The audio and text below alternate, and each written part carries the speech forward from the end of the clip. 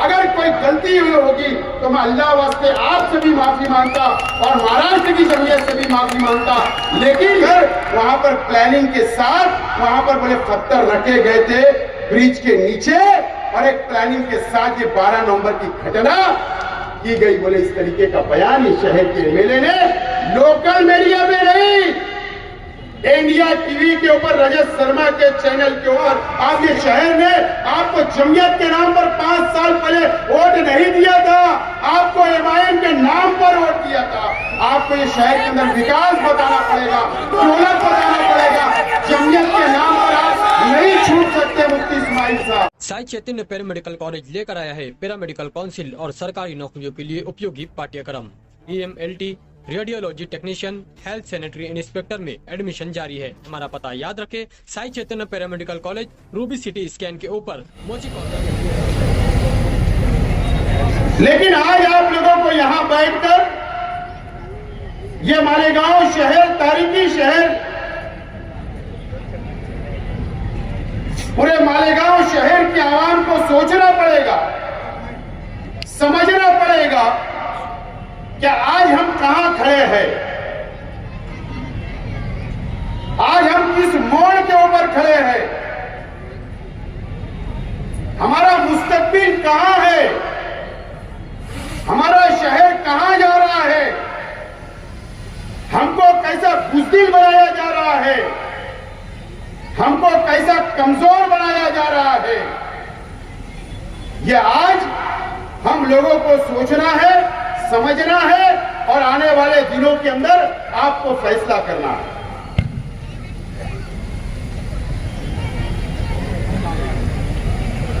खासतौर पर नौजवान साथियों, खासतौर पर इस शहर के उलमाओं को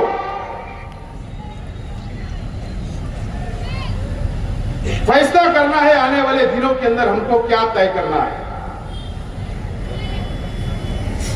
इस महाराष्ट्र के अंदर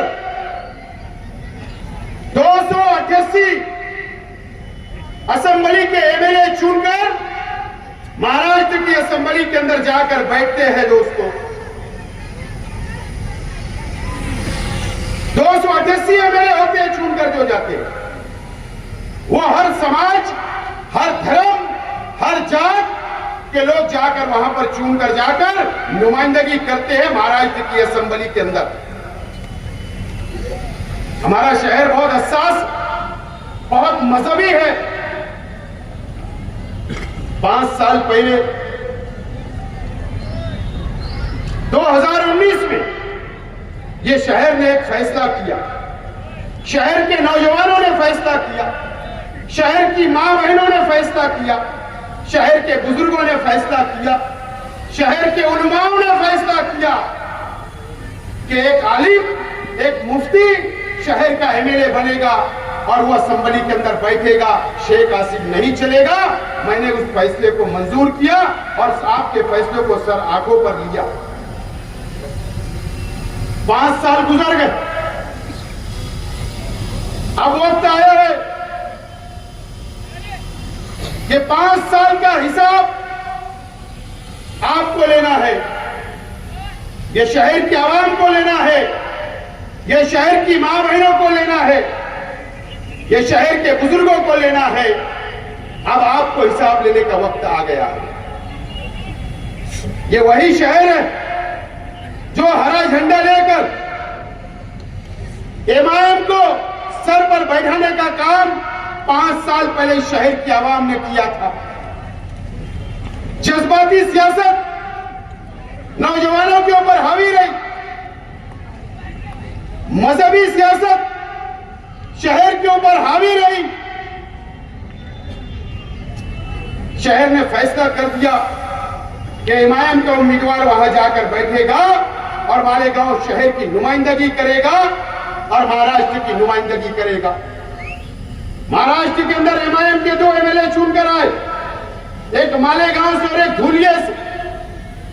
आपने क्या 5 साल के अंदर कभी जायजा लिया कि आपका एमएलए जिन्होंने आपने जिसको वोट दिया वो 5 साल में आपकी नुमाइंदगी किया या नहीं किया, क्या आपने कभी फैसला किया, क्या कभी आपने सोचा, क्या कभी आपने देखा कि क्या मकसद से,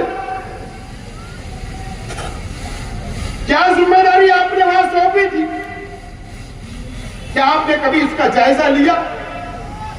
आज वक्त आ गया है कि आपको जायजा लेना पड़ेगा दोस्तों।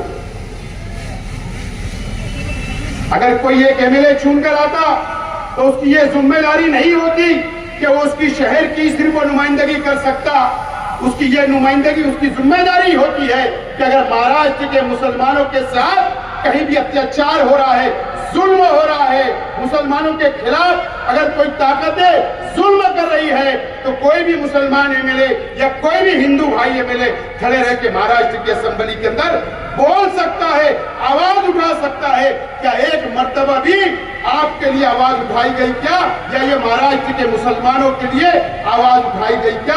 आप कुछ सोचिए, समझिए और फैसला करिए। फैसला करिए आप क्या हुआ इन 5 सालों में? मुझे बताइए। मैं किसी के जात या धर्म के महापुरुषों के खिलाफ नहीं हूं मैं, लेकिन बोलना इसलिए पड़ता है कि अगर कौम के नाम पर, मिल्लत के नाम पर, मुसलमानों के नाम पर अगर मजहब की दुआई देकर अगर आपने वोट ली, तो आपके ऊपर हमारा जिम्मेदारी है, आपकी जिम्मेदारी के इन लोगों से सवाल करना चाहिए। औरंगाबाद का नाम संभाजी नगर रख दिया गया, रखा गया कि नहीं? क्या हमारे शहर के एमएलए साहब ने महाराष्ट्र की असेंबली के अंदर आवाज उठाने का काम किया क्या? मैं आपसे सवाल करता हूं। उठी नहीं उठी, इसके जिम्मेदार कौन है? कौन है जिम्मेदार? ये वही महाराष्ट्र है, ये वही औरंगाबाद शहर है जहां से एमआईएम का एक खासदार भी चुनकर गया, एमआईएम का एक एमएलए भी 2014 में चुनकर आया। क्या इनकी जिम्मेदारी नहीं थी कि महाराष्ट्र के असेंबली के अंदर ये आवाज उठाते कि क्यों औरंगाबाद का नाम तब्दील किया जा रहा है? इनकी जिम्मेदारी थी, इन्होंने आवाज नहीं उठाया दोस्तों।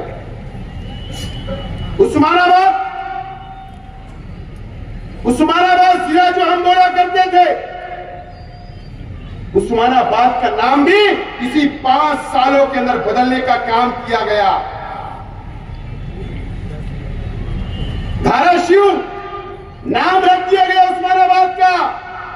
क्या यह महाराष्ट्र के अंदर 2 एमएलए चुनकर आए? क्या हमारे शहर के एमएलए ने वहां पर आवाज उठाने का काम किया क्या?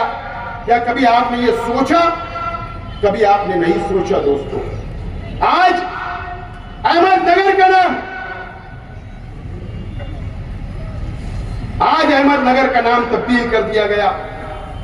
अहिल्याबाई होलकर के नाम से नाम रख दिया गया। क्या हमारे शहर के एमएलए या जितने भी महाराष्ट्र के अंदर मुसलमान एमएलए थे, क्या उनकी जिम्मेदारी नहीं है क्या? ये नौजवान आपको सोचना है, ये शहर के आवाम को सोचना है। किस लिए आपने वोट दिया? किस लिए आपने वोट दिया? बताइए मुझे आप। इन 5 सालों के अंदर क्या हुआ? हमारे हुजूर की शान में गुस्ताखी हुई। रामगिरी महाराज ने हमारे हुजूर की शान में गुस्ताखी की। ये सिर्फ वो जाकर शहीदों की यादगार के पास एहतजाज दर्ज करने का काम किए। आज का मैं बोल रहा हूं, आज आदिवासी भाई जितने एमएलए महाराष्ट्र के अंदर उनके समाज के ऊपर उनका आरक्षण खत्म करने की बात की जा रही थी, आज पूरे महाराष्ट्र के वो आदिवासी आमदारों ने, एमएलए लोगों ने मंत्रालय के ऊपर से जाली के ऊपर छलांग मार दी, वहां एहतजाज किया, क्योंकि उनके समाज के ऊपर बात आई। क्या हमारे शहर के एमएलए मुंबई जाकर के उन्होंने कभी एहतजाज किया? क्या मुख्यमंत्री के सामने बैठे? क्या वहां पर आजाद मैदान में धरना दिए? क्या इसका जवाब कौन पूछेगा? कौन पूछेगा? नितेश राणे जो बीजेपी का एमएलए, उसने क्या किया? मालेगांव शहर के अंदर आता है, मालेगांव शहर के अंदर आता है, किले के ऊपर चला जाता है, किले के ऊपर उसकी इतनी हिम्मत और ताकत हो गई और किले की तरफ बस्ती के ऊपर नजर डालकर उंगली बताकर ये बोलता है कि ये बस्ती कमिश्नर बाजू में है और उसके ऊपर कमिश्नर उसका सत्कार करता, इस्तेकबाल करता, उसको बोलता तेरे पास बुलडोजर नहीं होगा तो मैं बुलडोजर लाकर तोड़ डालता हूं ये बस्ती को। किसके राज में हुआ? इन 5 सालों के अंदर हुआ ये। क्या कभी आपने सोचा? क्या कभी आपने समझा? क्या आप हिसाब नहीं लोगे? क्या हुआ हमारे शहर के अंदर? गढ़ की यात्रा का मैं बार बार बोल रहा हूं, मैं पहले ही बोलता हूं कि मैं किसी के धर्म के खिलाफ नहीं हूं, किसी के धर्म के खिलाफ मैं नहीं हूं, लेकिन गढ़ की यात्रा के ऊपर ये 5 सालों के अंदर क्या हुआ मुझे बताइए। यही मंत्री दादा भूसे साहब, इनका लड़का आविष्कार भूसे, इनके कार्यकर्ताओं ने दरे गांव के पास में 5,000 10,000 लोगों का मजमा लगाकर कल की यात्रा को रमजान महीने के अंदर लेकर गए। शहर से तरावी की नमाज चल रही है, अफ्तार का वक्त हो रहा है, नंगा नाच करते गए। क्या एमएलए ने एक मुजम्मत की या धरना दिया या इनके खिलाफ मेमोरेंडम दिया? क्या ये फैसला आपको करना है। ये कभी ऐसा नहीं हुआ, 2 सालों से ऐसा हुआ। कब आप सवाल करोगे? ये शहर के अंदर हुआ, ये शहर के अंदर हुआ दोस्तों। आज और साधु नरसिंह नंद ने आज हमारे हुजूर की शान में गुस्ताखी किया। वो नालायक ने, वो ढोंगी ने, मैं मुजम्मत करता हूं। मुझे बताओ, कभी महाराष्ट्र के अंदर हमारी हुजूर की शान में गुस्ताखी होगी? कभी यूपी के अंदर गुस्ताखी होगी? कभी महाराष्ट्र के अलग अलग शहरों के अंदर गुस्ताखी होगी? तो इसका जवाब कौन देगा? कौन देगा जवाब? ये जवाब देने की जिम्मेदारी ये मुल्क जमहूरी मुल्क है। या पार्लियामेंट के अंदर इसका जवाब दिया जाना चाहिए या असेंबली के अंदर जवाब दिया जाना चाहिए।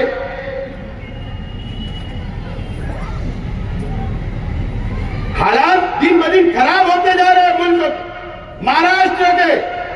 हमारी हुजूर की शान में गुस्ताखी हो रही है, मस्जिदों में घुसकर मारने की बात की जा रही है। अब यह फैसला आपको करना है कि आने वाले दिनों के अंदर इस शहर का एमएलए कैसा चाहिए आपको। 5 साल आपने देखा, 5 साल आपने देखा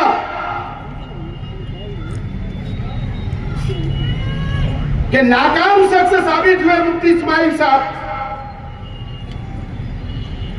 एक आवाज नहीं उठाई। लेकिन अब अगर ये ऐसे हराम के पिल्ले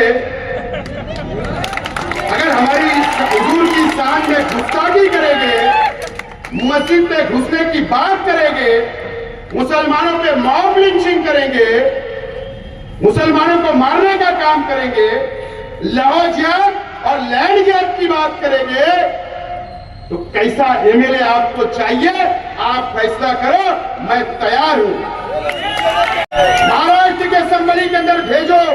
कसम खुदा और रसूल की, अगर किसने भी अगर महाराष्ट्र के अंदर घूमकर हमारे हुजूर की शान में गुस्ताखी की, अगर मारने की बात की, कसम खुदा की महाराष्ट्र असेंबली के अंदर ये शेख आसिफ हाथ छोड़ने भी नहीं डरेगा। कर लो फैसला, निकल जाओ पुतरी से। तैयार हूं, मैं तैयार हूं। ना हमने कभी पहले डरे, ना आज डरे और ना कल डरने वाले हैं। फैसला आपको करना है, शहर को करना है।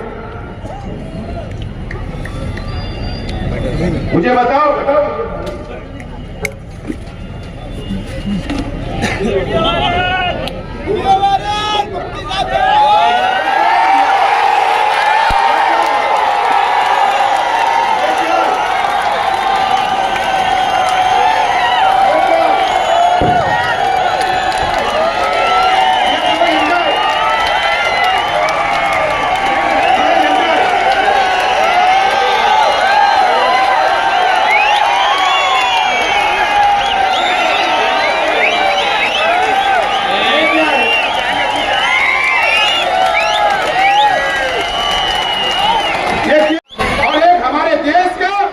मोहब्बत करते हैं, उसका झंडा तिरंगा हमारा जो हमारा गर्व है, हमको उस पर फख्र है।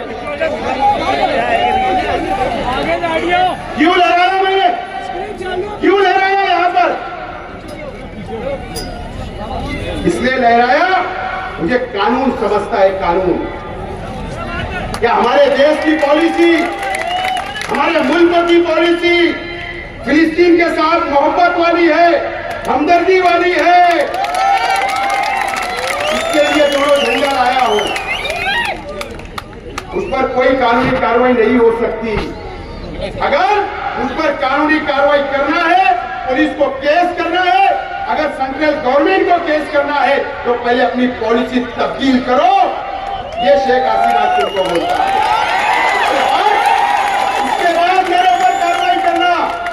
लेकिन क्या हुआ मुझे बताओ, वो वीडियो लास्ट में सुन के जाना, क्या हुआ ये शहर के अंदर, क्या हुआ मुझे बताओ। मेरा आपसे सवाल है नौजवानों, हम दुआएं करते अल्लाह से, अल्लाह ताला फिलिस्तीनियों की मदद करे, मस्जिद अक्सा के लिए दुआएं करते, वहां के मासूम बच्चों के लिए दुआएं करते, और हमारी हुकूमत से हम बोलते हैं कि फिलिस्तीन के साथ खड़े रहो, वहां के मासूमों के साथ खड़े रहो, और इजराइल की हम मजम्मत करते। एक नौजवान ने सर्वे नंबर 57 का एक नौजवान, उसने ईदगाह के ऊपर झंडा लहरा दिया। झंडा लहराया था कि नहीं फिलिस्तीन का? कोई कानूनी कार्रवाई हो, जेल गया, लेकिन उसके फौरन बाद यहां मीडिया वाले हैं, उन्होंने शहर के एमएलए से पूछा, इंटरव्यू लिया, बोले एमएलए साहब, एक बच्चे ने यहाँ पर नौजवान ने फिलिस्तीन का झंडा लहराया, तो आपका क्या बोलना है? बोले मेरे उससे कोई ताल्लुक नहीं। क्या बोले? मेरा उससे कोई ताल्लुक नहीं। मुझे बताओ, अगर एक एमएलए एक नौजवान के साथ खड़े नहीं रह सकता, तो ये 7 लाख आबादी का कैसे खड़े रह सकता है? ये फैसला आपको करना है, ये शहर को करना है। एक नौजवान के साथ नहीं खड़े रह सकता इस शहर का एमएलए, तो कैसे आपका साथ दे सकते, कैसे शहर के नौजवानों का साथ दे सकते हैं? मुझे बताओ, मेरा सवाल है, आपको सोचना है नौजवानों, आपको फैसला करना है, ये शहर को फैसला करना है, शहर की मां बहनों का फैसला करना है, जो मुसल्ले पर बैठकर फिलिस्तीन की हिमायत के अंदर फिलिस्तीन के मासूमों के लिए दुआएं करती है। उस मां बहनों को सोचना है, वो बुजुर्गों को सोचना है जो ताज्जुद में उठकर फिलिस्तीन के लिए दुआएं करते हैं, मस्जिद अक्सा के लिए दुआएं करते हैं, उनको सोचना है। अगर एक झंडा लेकर एक नौजवान के साथ नहीं खड़े रह सकते, शहर के एमएलए उसकी हिमायत में नहीं बोल सकते, तो वो तुम्हारे लिए क्या खड़े रहेंगे? ये सवाल तुम्हारे सामने है, शहर के नौजवान, फैसला आपको करना। बोल दिया उन्होंने, मुझे बताओ, 12 नवंबर कम से कम 100 से ज्यादा नौजवान जेल में, 100 से ज्यादा नौजवान थे। किसके लिए जुलूस निकला था? शहर बंद किसके लिए था? किसके लिए था? अरे हमारे हुजूर की शान में गुस्ताखी हुई, शहर बंद। अरे भीख मांगने वाला भी रास्ते पे नहीं था। एहतजाजी दौर में मेमोरेंडम देने के लिए जा रहे थे।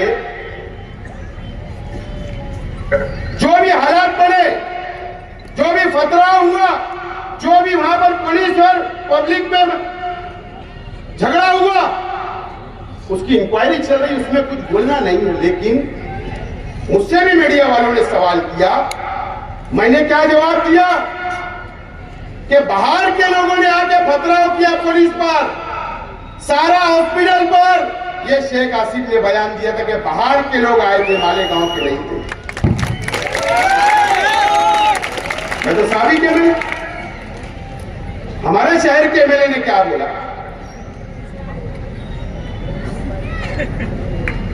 शहीद अब्दुल हमीद रोड के नौजवान, एक पार्टी के नौजवान, अज्जू लस्सन वाला एक पार्टी का जिम्मेदार, बोले नशा कुत्ता गोली खिलाकर वहां पर प्लानिंग के साथ वहां पर बोले पत्थर रखे गए थे ब्रिज के नीचे, और एक प्लानिंग के साथ ये 12 नवंबर की घटना की गई। बोले इस तरीके का बयान इस शहर के एमएलए ने लोकल मीडिया में नहीं, इंडिया टीवी के ऊपर रजत शर्मा के चैनल के ऊपर इंटरव्यू दिया गया। पूरे हिंदुस्तान के अंदर हमारे शहर के नौजवानों को बदनाम करने का काम किया गया, और वो जेलों के अंदर गए, एक एक साल जमानत नहीं हुई। हमारे नौजवानों को फंसा दिया, बदनाम करके कुत्ता गोली का आदमी बना दिया, फंसाने का काम किया, पुलिस को जगह दी कि घुसो, चलो डालो इनको जेल में, जुल्म करो। इस तरीके का एमएलए, ये एमएलए, ये नुमाइंदा, ये शहर को चाहिए, ये शहर के नौजवानों को चाहिए। ये फैसला अब आप लोगों को करना है। 12 नवंबर में भी अल्लाह का करम है कि 5 लाख से ज्यादा रुपया मैंने कई नौजवानों को छुड़ाने के लिए हाई कोर्ट तक गया और छुड़ा के लाया। मैं तो उनसे पूछ लेना, मदद की और करता रहूंगा। लेकिन आपको कैसा एमएलए चाहिए जो आपके लिए खड़े नहीं होता?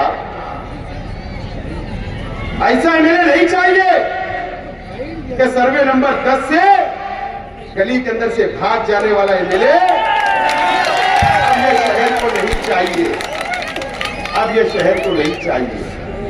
ये फैसला आप लोगों को करना है, आप लोगों को ये फैसला। सवाल है कि आप सवाल पूछो, नौजवान सवाल पूछो। आपको बुज़दिल बनाने का काम किया गया, आपको डराने का काम किया गया, और फिरका परस्त हमारे शहर पर मुकम्मल तौर पर हावी हो चुके हैं। ये आप अपनी आंखों से देख रहे हैं, आप अपनी आंखों से देख रहे हैं। मुझे बताओ, कौम के नाम पर, मिल्लत के नाम पर मुसलमानों की दुआएं देकर 19 के अंदर आपसे वोट ली गई। क्या किया आज के एमएलए साहब ने? असेंबली के अंदर गए, मैं बार बार बोल रहा हूं, मेरा जवाब दो कि 5 साल आप शिवसेना और बीजेपी के लोगों को एमएलसी के अंदर, राज्यसभा के अंदर आपने करोड़ों रुपया रिश्वत दी, करोड़ों रुपया रिश्वत देकर बीजेपी और शिवसेना के लोगों को चुनकर देने का काम आपने वहां पर जाकर किया महाराष्ट्र असेंबली के अंदर। आप जवाब दो मुफ्ती इस्माइल साहब, आपको जवाब देना पड़ेगा। इस शहर की आवाम को करोड़ों रुपया दिया गया। या तो बताओ कि पहले मैंने कांग्रेस के उम्मीदवार को वोट दिया, बताओ कि मैंने राष्ट्रवादी के उम्मीदवार को वोट दिया, सेकुलर पार्टी के उम्मीदवार को दिया, उसका नाम बता दो।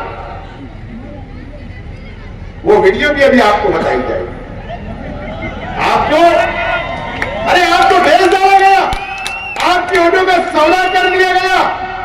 वहां पर शिंदे साहब आज के मुख्यमंत्री के साथ में जब ये चुन कर आए तो 6 दिन ये सरकारी गेस्ट हाउस में वहां पर थे वर्ली के अंदर, और 1 दिन थाना की एक होटल के अंदर ये थे। ये शिवसेना वाले इनको संभाल रहे थे, और आप कौम के नाम पर, मिल्लत के नाम पर आपकी ओर ले जाकर वहां बेचने का काम इन्होंने 5 साल के अंदर किया। इसका जवाब मुफ्ती इस्माइल साहब आपको देना पड़ेगा, देना पड़ेगा आपको। आपने शहर का सौदा किया, यहाँ के मुसलमानों का सौदा किया। मां बहनों के जज्बात से खेलने का काम किया, नौजवानों के जज्बात से खेलने का काम किया मुफ्ती इस्माइल साहब। आपने आपको इसका जवाब आपको देना पड़ेगा, शहर की आवाम को आप छूट नहीं सकते मुफ्ती इस्माइल साहब। आपको जब हिसाब देने का वक्त आया, हिसाब देने का वक्त आ रहा है, बस 10-15 दिन के अंदर आचार संहिता लगेगी, तो आपने क्या किया? आपने मेरे जैसा हमारे साथियों की तरह ऐसा जलसा लेना चाहिए था।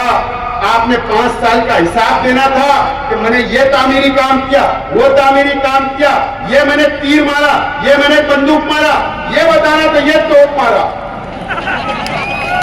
तुमने तो ऐसा कुछ किया ही नहीं, कुछ नहीं किया। मुफ्ती इस्माइल साहब, मैं ईमानदाराना अल्लाह को हाजिर नाज़िर जानकर एक बात बोलता हूं। देखो, मुझे अल्लाह से मैं बहुत डरता हूं और अल्लाह से डरना चाहिए, बंदों से नहीं। जहां पर मैं तबलीगी जमात की इज्जत करता हूं, मैं जमीयतुल उलमा की इज्जत करता हूं, मैं सुन्नी जमात की इज्जत करता हूं, मैं अहले हदीस जमात की इज्जत करता हूं, मैं तमाम ही मसलक के बहुत इज्जत करता हूं और करता रहूंगा, उलमाओं की बहुत इज्जत करता और करता रहूंगा, इसके अंदर कोई दो राय नहीं, कोई दो राय नहीं। और मुझे सबूत देने की कोई जरूरत नहीं। मुफ्ती इस्माइल साहब, अभी वीडियो ये नौजवान जो उस वक्त 15 साल के थे, 14 साल के थे, अल्लाह का करम आज 20 साल के बैठे वो वीडियो देखेंगे, वो वीडियो देखेंगे।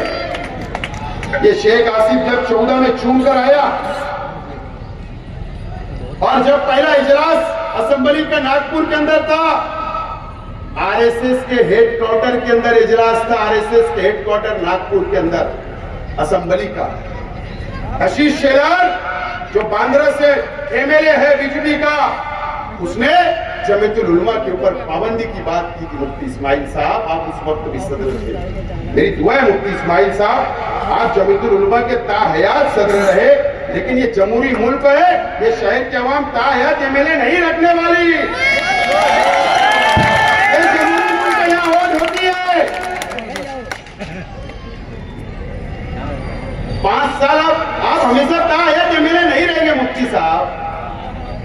मैं चुन कर गया, आशीष शेलार ने जमीयत उलमा के ऊपर पाबंदी की बात की और क्या कहा था कि जमीयतुल उलमा बम ब्लास्ट के आरोपी लोगों की, जो मुजरिम होते हैं, उनकी जमानत करवाती है, इस तरीके का इल्जाम लगाया और उनके ऊपर बहुत खराब इल्जाम जमीयत को उस वक्त लगाया गया था।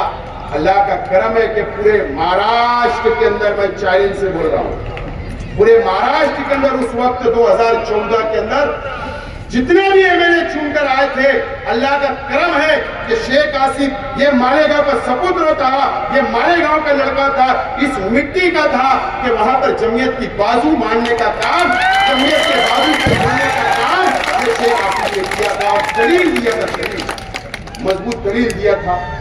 पाबंदी की बात आई तो मैंने वहां पर लड़ा और अल्लाह का करम है मुफ्ती इस्माइल साहब, अगर आपकी याददाश्त अगर अच्छी नहीं होगी तो जाके महाराष्ट्र के जमीयतुल उलमा जो गुलजार आजमी साहब हैं और उनके साथी आज भी है दुनिया में, उनसे जाकर पूछना कि आपने इस्तेमाल किया था कि नहीं किया, शेख आसिफ का इस्तेमाल किया था कि नहीं, ये जाकर आप पूछना मुफ्ती इस्माइल साहब।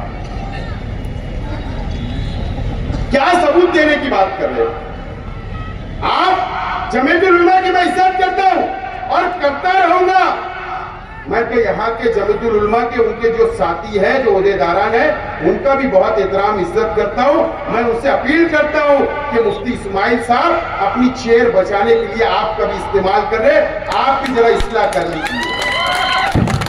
मैं आपके खिलाफ नहीं हूँ, आप बोलिए, मुझे मालूम है मालिक सेठ बकरा, मैं उनकी बहुत इज्जत करता और करता रहूंगा। आप मालिक सेठ बकरा साहब, आपने कहा आपकी जमीयत की मीटिंग में कि बिलखोड़ी की जबान काट ली जाएगी, बिलखोड़ी की जबान काट ली जाएगी, आपने बोला मालिक सेठ, लेकिन मुझे बुरा नहीं लगा, अल्लाह आपको और तौफीक दे, मैं आपकी इज्जत करता रहूंगा मालिक सेठ, लेकिन इस्लाह कर लो कि तुम किस रास्ते पे शहर को लेकर जा रहे हो, किस रास्ते पर लेकर जा रहे हो, ये आप इस्लाह कर लो। मत आप जमीयत के आड़ में छुपो मत मुफ्ती इस्माइल साहब। आप ये शहर ने आपको जमीयत के नाम पर 5 साल पहले वोट नहीं दिया था, आपको एमआईएम के नाम पर वोट दिया था। आपको ये शहर के अंदर विकास बताना पड़ेगा, दौलत बताना पड़ेगा। जमीयत के नाम पर आप नहीं छूट सकते मुफ्ती इस्माइल साहब, जमीयत के नाम पर आप नहीं छूट सकते मुफ्ती साहब। आपको इस शहर को जवाब देना पड़ेगा। मैं इज्जत करता था, करता रहूंगा। अगर मेरे भाई से या मेरे परिवार से या मेरे चाहने वालों से अगर कोई गलती हुई होगी तो मैं अल्लाह वास्ते आपसे भी माफी मांगता और महाराष्ट्र की जमीयत से भी माफी मांगता। लेकिन आप इस तरीके से राजकारण, गंदा राजकारण करोगे, ये मुझे अपेक्षा नहीं थी मुफ्ती साहब, ये अपेक्षा नहीं थी। इस तरीके का गंदा राजकारण नहीं होना चाहिए। अरे जब पैदा हुआ तो अल्लाह अकबर की अजान मेरे कान में भी गुजी, मेरे परिवार के कान में भी अजान दी गई। एक अल्लाह, एक रसूल, एक कुरान को मानने वाले हम लोग भी हैं। लेकिन आप इस तरीके का भेदभाव अगर ये शहर के अंदर करना चाहते तो मुफ्ती इस्माइल साहब, ये शहर के लिए अच्छा नहीं है। वो भी एक कुर्सी के लिए, जो 2 टके की कुर्सी नहीं है, उसके लिए आप इस तरीके का गंदा राजकारण करोगे, ये अपेक्षा नहीं थी मुफ्ती इस्माइल साहब आपसे। ऐसी उम्मीद नहीं थी कि तुम ये शहर के अंदर जमीयत के नाम पर और पार्टी के नाम पर और खानदान के नाम पर अगर आप बांटने की कोशिश करेंगे तो मुफ्ती साहब, ये अच्छा ये शहर का मुस्तकबिल के लिए नहीं है, ये शहर के नौजवानों के मुस्तकबिल के लिए नहीं है, यहाँ के मसलकी झगड़े के लिए मुस्तकबिल उसके लिए ठीक नहीं है, बिरादरीवाद के लिए ठीक नहीं है, काला और गोरे के लिए ठीक नहीं है। ये हमारा एक शहर, एक ताकतवर शहर है, एक हिंदुस्तान के अंदर नाम रखता मस्जिद और मीनारों के शहर को तोड़ने की कोशिश मत करो मुफ्ती साहब। मैं आपसे हाथ जोड़कर अपील करता हूँ, हाथ जोड़कर अपील करता हूँ मुफ्ती साहब। कब तक बस ना, भूख भरी नहीं, पेट खाली है। 10 साल ये शहर में दिया मुफ्ती साहब, पहले दिन तो 1 रुपया भी दिया, वोट भी दिया, 3 मेयर भी आपको दिए, 3 डिप्टी मेयर भी दिए, स्टैंडिंग चेयरमैन भी शहर में दिया, आपके लिए दुआएं हुई, 2 मरतबा एमएलए बन गए। अब कितना, कब काम करोगे, कब काम करोगे? आपको काम करना पड़ेगा मुफ्ती साहब। अच्छी बात नहीं है ये शहर के लिए। आज बाहालत मजबूरी में बोल रहा हूं, और मैं आज शहर के तमाम उलमाओं से, तमाम बुजुर्गों से, तमाम मेरी माँ बहनों से, तमाम नौजवान साथियों से, एक मासूम बच्चे से, एक उलमाओं से, मदरसे के बच्चों से, सभी मसलक की तंजीमों से, सभी तंजीमों के उलमाओं से मैं अपील करना चाहता हूं कि आप फैसला कर लो कि शहर का मुस्तकबिल क्या होने जा रहा है। आपको फैसला करना पड़ेगा। अगर ये शहर ने फैसला नहीं किया, सर जोड़कर नहीं बैठे, तो ये शहर को अपनी जाति मुफाद के लिए कुछ लोग बर्बाद करना चाहते हैं, बर्बाद करना चाहते हैं। अगर मैं यहाँ आज हिम्मत और ताकत से बोल रहा तो मुझे मालूम है एक दिन मौत मुझे भी आनी है, एक दिन मुझे भी मौत आनी है। मैं किसी से डरता नहीं अल्लाह के सिवा। बहुत डराने की कोशिश हुई, बहुत दमबाजी की गई। मैं जिम्मेदारी से बोल रहा हूँ, खुले मंच से बोल रहा हूँ, मीडिया के सामने बोल रहा हूँ, स्क्रीन लगाकर बोल रहा हूँ, ये शहर बर्बाद हो चुका है, बर्बाद। नौजवानों, ये शहर को संभाल लो, ये शहर को बचा लो। मुफ्ती इस्माइल साहब और जो हमारे मुखालिफ लोग हैं, इन्होंने मिलकर दादा भुसे के साथ मिलकर ये शहर को लूट डाला है, लूट डाला है। शेख आसिफ जिम्मेदारी से आज इस अंसार जमात खाना ग्राउंड पर बोल रहा है, लूट डाला है। 200 करोड़ रुपए का टेंडर निकला, आपको पता है क्या? 200 करोड़ का टेंडर निकलता है, 60 करोड़ रुपया आपके जेब का पैसा, मेरे जेब का पैसा टैक्स का जाने वाला है। 140 करोड़ गवर्नमेंट से आने वाला है। दादा भुसे साहब ने टेंडर निकाला, हमारे हिस्से में कितना आया? 10 से 15 करोड़ भी दादा हुसैन साहब ने दिया नहीं, 250 करोड़ रुपया उनके इलाके के अंदर लेकर चले गए और जो 15 करोड़ रुपया इनको बांट दिया गया और 7 करोड़ रुपया हमारा जा रहा है, इसका जवाब कौन देगा? मुफ्ती साहब, आप जिम्मेदार हो इस शहर को बर्बाद करने के लिए। 800 करोड़ रुपए के काट करके, साठ गांठ करके ये शहर को बर्बाद किया अपने जाति मुफाद के लिए। और उनके साथ जो आज लोग घूम रहे हैं, जो उनके गठबंधन में है, ये भी उसके जिम्मेदार है। मैं पंटरों का नाम नहीं लेना चाहता, मैं पंटरों का नाम नहीं लेना चाहता आज, लेकिन ये सब जिम्मेदार है। ये नौजवान, ये शहर की आवाम, आपको इस शहर को बचाना है। मेरा क्या होगा? कुछ नहीं, गिरा देंगे, लेकिन ये शहर का नुकसान होगा। ये शहर टूट जाएगा, गरीब टूट जाएगा, अमीर टूट जाएगा, बुनकर टूट जाएगा, ये शहर बर्बाद हो जाएगा, ये शहर बर्बाद हो जाएगा। मेरा कुछ नहीं होगा, मैं घर जाऊंगा, बाल बच्चों में रहूंगा, कारोबार करूंगा, आराम से जिंदगी गुजार सकता हूं। लेकिन मेरे वालिद ने इंतकाल से पहले भी और मुझे तैयार किया था और कहा था कि अगर मैं मर भी गया तो ये शहर के गरीबों को छोड़ना मत, ये शहर को छोड़ना मत, इनका साथ देते रहना। इसके लिए आज मैं इलेक्शन लड़ने के लिए खड़ा हो रहा हूं, आपको संभालने के लिए मैं खड़ा हो रहा हूं। मेरा क्या होगा? लेकिन आज आपको समझना है, मुफ्ती साहब, आप गोली मारेंगे, मैं तैयार हूं। कहां है? वक्त बताओ, मार देना। अगर मेरे गोली, मैं मरने से, मुझे गोली लगने से अगर आपको एमएलए की चेयर मिलती है तो मुबारक हो। आप बता देना कहां पर आना, इंशाल्लाह ये शेख आसिफ आकर खड़ा रहेगा आपके सामने। बता दो वक्त का एड्रेस पता, आप बताना, मैं आने के लिए तैयार हूं। काहे के लिए इलेक्शन करवा रहा? मार दो एक गोली। आपको सरकार ने लाइसेंस दिया, आपको मत कराओ, मत कराओ इलेक्शन। लेकिन आप गलत कर रहे हो, अभी मार देंगे, नॉमिनेशन के बाद मारो तो जीत के आएंगे। नॉमिनेशन होने दो, विड्रॉल होने दो, उसके बाद मारेंगे तो उम्मीदवार कम होगा ना। अगर मुझे आज मार देंगे, फिर एक आध खड़ा होंगे तो किसको किसको गोली मारोगे तुम? किसको? मुस्तकीम को मारोगे? शान को मारोगे? किसको मारोगे? मेरे भाई को मारेंगे, जायद बेग को? किसको मारोगे? नॉमिनेशन हो जाने दो, उसके बाद मार देना। मार देना क्या होगा? इलेक्शन ही नहीं होगा, तुम तो चूम के आए हो। वन साइड, काय को 1.5 लाख की बात कर रहे हो? वन साइड मार देना। लेकिन ये शहर को बचाने की जिम्मेदारी दोस्तों आप लोगों की। मैं दिलाऊंगा आजादी आपको, ये फिरका परस्तों से आजादी दिलाने का काम शेख आसिफ करेगा। ये नितेश राणे से आजादी दिलाने का काम शेख आसिफ करेगा।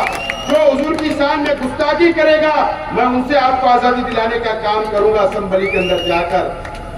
ये शहर को आजादी चाहिए। ये शहर गुलामी की जिंदगी जी रहा है 2-2.5 सालों से, और ये भी दादा भूसे के साथ मिलकर गुलाम बनाने का काम ये शहर के एमएलए साहब ने किया। समझो, मुझे बताओ क्या कमी है? सोलार अगर मैंने मंजूर किया, 110 मसाजिद का, मदरसे का सोलार सिस्टम अगर 5 करोड़ रुपया लाकर मैंने अगर मंजूर करवाया तो तुमको वो भी तकलीफ हो गई? बताओ, मैंने तमामी मसलक की ईदगाहों का वाल कंपाउंड बनाया, जब भी आपको तकलीफ हुई? बताओ, अगर मैंने उर्दू घर बनाया तो भी तकलीफ हुई? फ्लाईओवर ब्रिज बनाया तो भी तकलीफ हुई? हज कमेटी बनी उस वक्त भी तकलीफ हुई? जितने तामीरी काम मैं करता कि आपको तकलीफ हुई, ये जिम्मेदारी आपकी थी। तो मुफ्ती साहब आप बता दो कि मैंने फला फला मदरसे का 100 बाय 100 का वाल कंपाउंड मंजूर किया, एक बता दो। चलो, तुम आलिम हो ना, मुफ्ती हो ना, तुम्हारी जिम्मेदारी नहीं थी? नहीं थी क्या? एक मदरसे का वाल कंपाउंड नहीं बनाया आपने? संडास बाथरूम तक मैंने फंड से नहीं बनाया वहां पर, मदरसे के बच्चों को सहूलत नहीं दी, और आप बात करते हो? एक बताइए आप मुझे, आपने कहां काम किया हमको पता है, और कहां नहीं किया, और कहां पर डुप्लीकेट बिल निकला?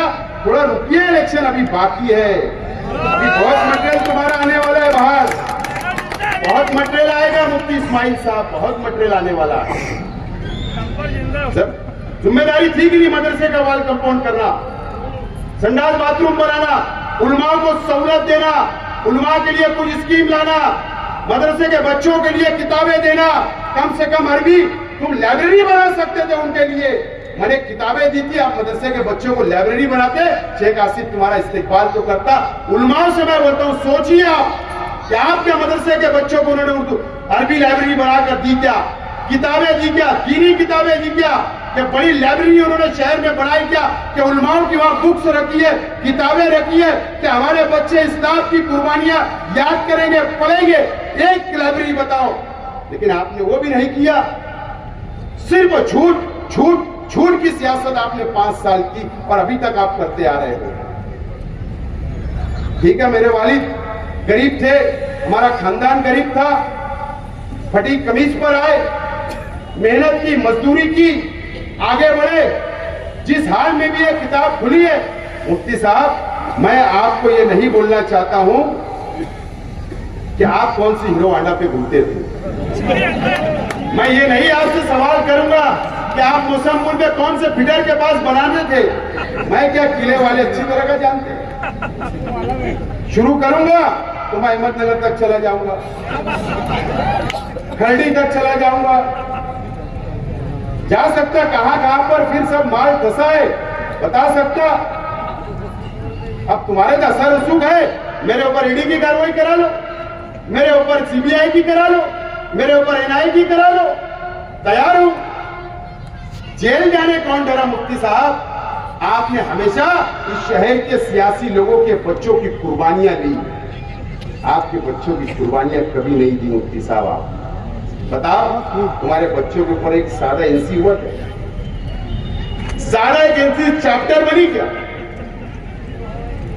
जाकर मांडीवाल के बराबर तुम धरने पे बैठते, शेख आसिफ को अटक करो, इसको अटक करो, उसको अटक करो, इसके बच्चों को करो, इसको बच्चे पे करो, ये बराबर करते, लेकिन अपने बच्चों के ऊपर एक सादी एनसी भी नहीं बनने देते। जरा जेल भेजो, जब समझ में आएगा कितनी तकलीफ होती। लेकिन अल्लाह का करम है, शेख रशीद साहब ने हमको सिखा के गए कि अंदर क्या रहना, बाहर क्या रहना, कोई टेंशन नहीं ली, सब सीखे हमें। तुम डराओ मत कि बोले खुशखबरी मिलने वाली है किले की मीटिंग में, 2 लोग इनके घर के जाएंगे। अरे 8 दिन हो गए, मैं समझा 2 दिन में पुलिस आएंगी, 3 दिन में आएंगी, 4 दिन में आएंगी, 5 दिन, 6 दिन, 7 दिन, अरे आज 8वां दिन हो गया, पुलिस ही नहीं आई। कब भेज रहे? मैं भी इंतजार कर रहा हूं किसको तुम जेल में डालना चाहते हो। दोस्तों, मैं जब से प्रचार शुरू किया 2 महीने से प्रचार शुरू किया, मैं एक बात बोल रहा हूं, मास्टर स्ट्रोक बोल रहा हूं कि नहीं?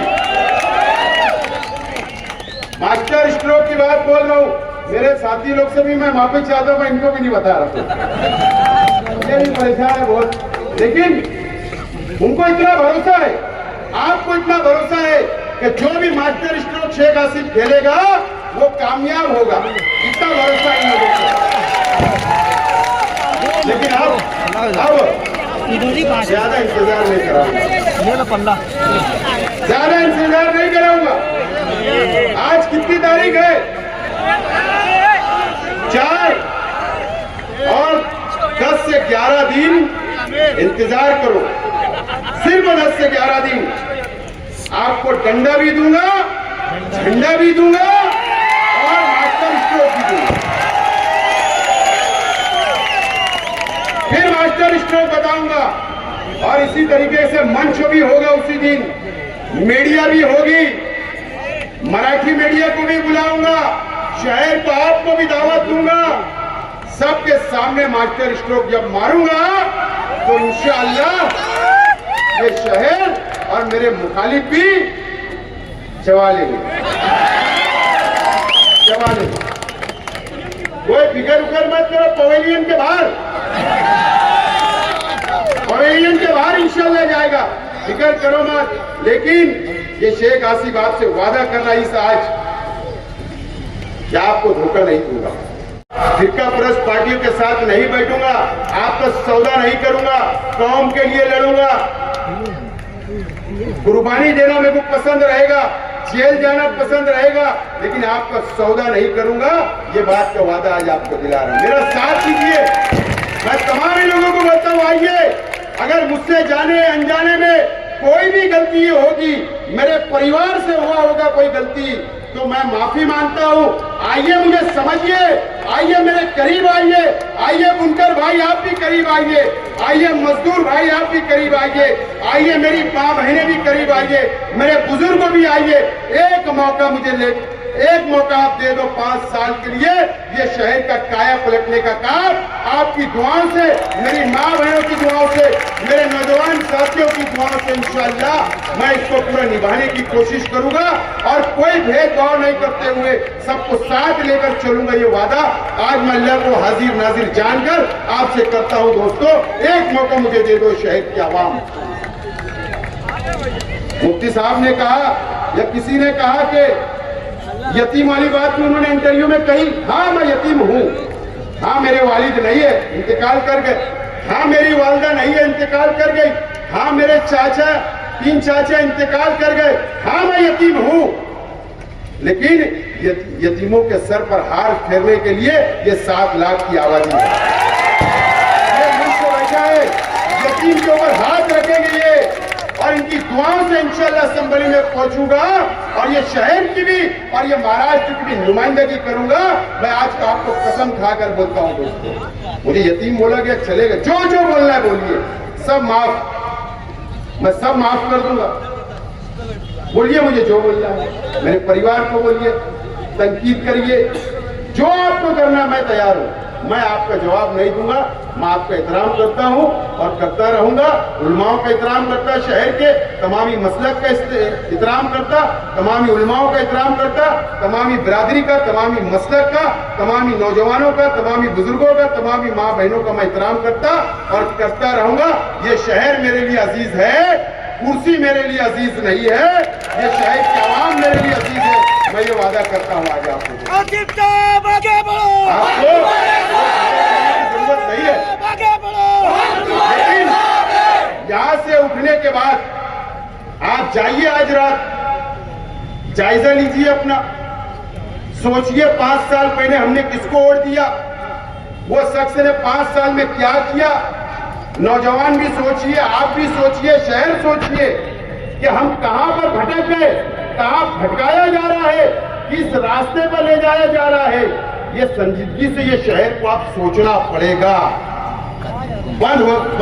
आपको इस्तेमाल किया जा रहा है, ये शहर को इस्तेमाल किया जा रहा है, ये शहर के नौजवानों को इस्तेमाल किया जा रहा है, ये शहर को गलत रास्ता बताने की कोशिश की जा रही है। मैं बुजुर्गों से कहूंगा कि आपके नौजवान जो है वो उन लोगों को भी भटकाने के लिए गलत रास्ते पे ले जाने का काम ये शहर में हो रहा है, तोड़ने का काम, लड़ाने का काम हो रहा है, बदनाम करने का काम हो रहा है। आप अपने बच्चों को भी संभालिए, उनका भी मुस्तकबिल बनाने का सोचिए और आप भी इत्मीनान से सोचिए। शेख आसिफ गलत है, चौराहे के ऊपर आऊंगा, गलची पकड़ के, कालर पकड़ के पूछना है कि तूने गलत बोला, मैं माफी मांग लूंगा, लेकिन मैं गलत नहीं बोलता हूं, सच बोलता हूं, दिख रहा है बोल रहा हूं, समझ रहा है बोल रहा हूं। शहर के हालात कहा जाए, समझ रहा है मुझको, फिरका परस्ती बढ़ रही है, मजीद बढ़ेगी, बढ़ती जाएगी। ये तमाम चीजें कौन संभालेगा? ये तो हाथ उठा ले रहे, ये कौन सी बात? एक नौजवान के साथ नहीं खड़े रह रहे, ये शहर के लिए हाथ उठा लेंगे। बकरीद का टाइम आता, ये चले जाते, जाना चाहिए, अल्लाह उनका हज कबूल करे, मुझे उससे कोई बात नहीं है। कम से कम प्रशासन की मीटिंग लेकर जाना, बोलते एक दिन कुर्बानी बढ़ा लो, ये कौन सी बात? समक शेर वालों को बोले एक दिन बढ़ा लो, इस तरीके का है मेरे ये शहर को मिला। समझना चाहिए हम मुसलमान हैं, हमारे फराइज है, हमारी भी शरीयत है, हमारा भी दीन है, हम भी इस्लाम को मानने वाले हैं, हम दीन को मानने वाले हैं, एक अल्लाह एक रसूल को मानने वाले हैं, हुजूर की तालीमात हमारे अपने पास है, कुरान ने हमको सिखाया है, रास्ता बताया है। ये तमाम चीजें हम समझेंगे, उसमें कंप्रोमाइज अगर मेरे जैसा आदमी या कोई सियासी आदमी बोले तो हम मान ले, एक आलिम और एक मुफ्ती इस तरीके की बातें करते हैं, एक दिन आगे बढ़ा लो। अरे उनको बोलते उधर नहीं इधर आके कुर्बानी कर लो। मैं एमएलए रजा बोलता मेरे घर की गली के अंदर आके कर लो कुर्बानी, क्या होता है?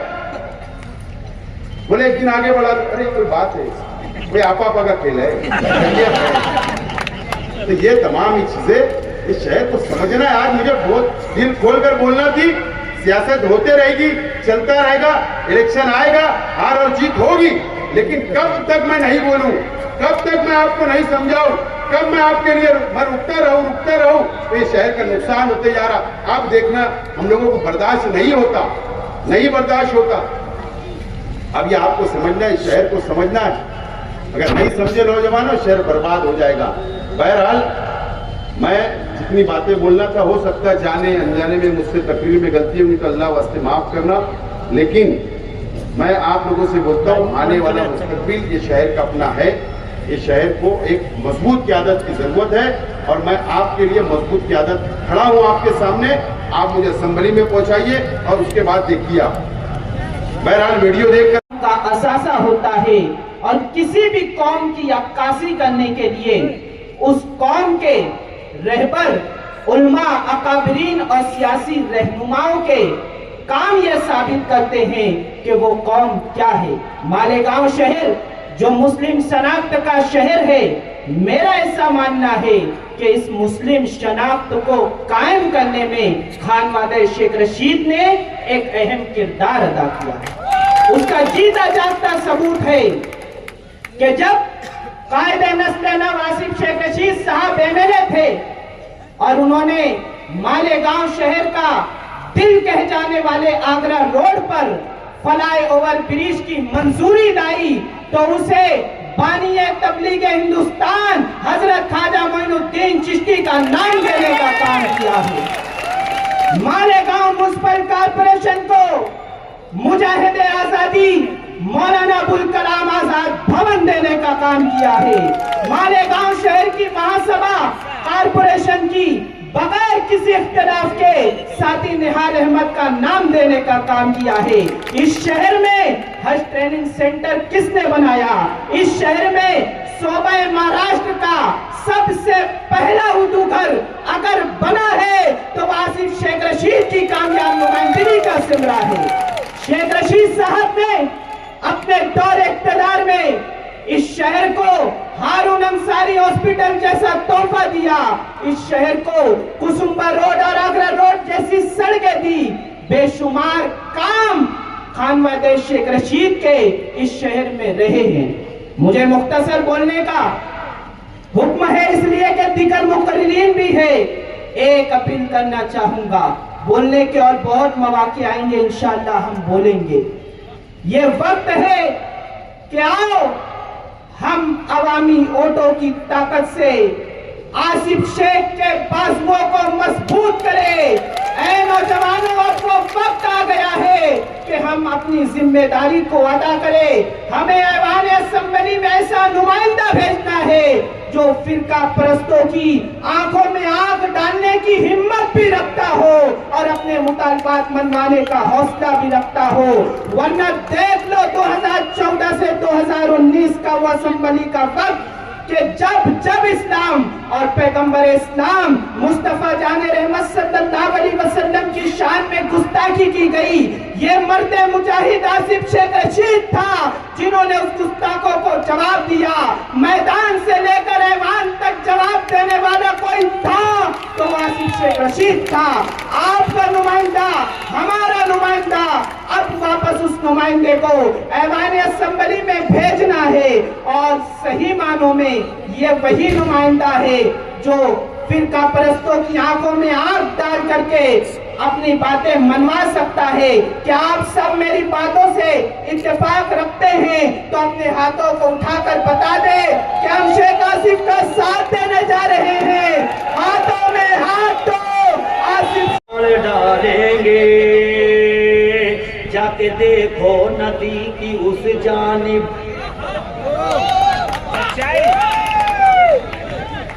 कामयाबी का जाल फैला है। जब तक टाइप नहीं होगी मैं पढ़ूंगा नहीं। जाके देखो नदी की उस जानिब, कामयाबी का जाल फैला है। अपनी किस्मत में 5 सालों से, अपनी किस्मत में 5 सालों से सिर्फ गड्ढा है और कचरा है, सिर्फ गड्ढा और कचरा है, सिर्फ गड्ढा है और कचरा है। आसिफ साहब, हमारे लीडर, हमारे रहनुमा, हमारे सरपरस्त आसिफ साहब, आपसे गुजारिश है, तुम बचाओगे इनका मुस्तकबिल,